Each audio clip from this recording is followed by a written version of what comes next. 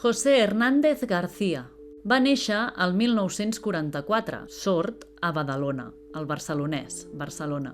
La seva primera afició va ser el futbol.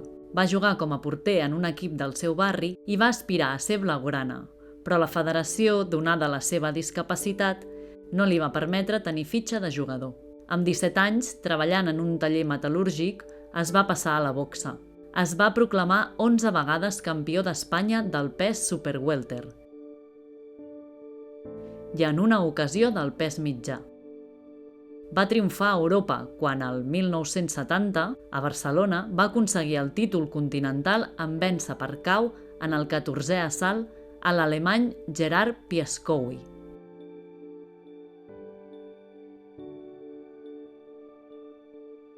Va retenir la seva corona en 3 ocasions, vencent per punts a Berlín el 1970, fent combat nul també a Barcelona davant el francès Jacques Quechichian.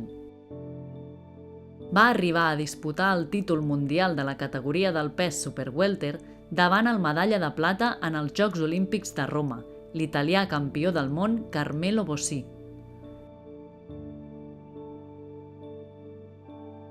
La seva dona volia que deixés els combats i Hernández explicava: «Ella, quan em veu, si m'estan pagant, es retira als vestuaris i quan vaig guanyant, surt.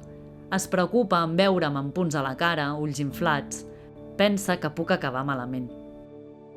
Va tenir problemes de cor i li van retirar la llicència.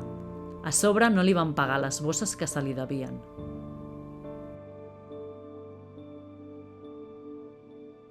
Després de retirar-se als 39 anys, va seguir amb el seu treball de polidor de metalls en un taller del barri barceloní del Poblenou, i la nostàlgia dels guants el va portar a impartir paral·lelament classes de boxa en un gimnàs.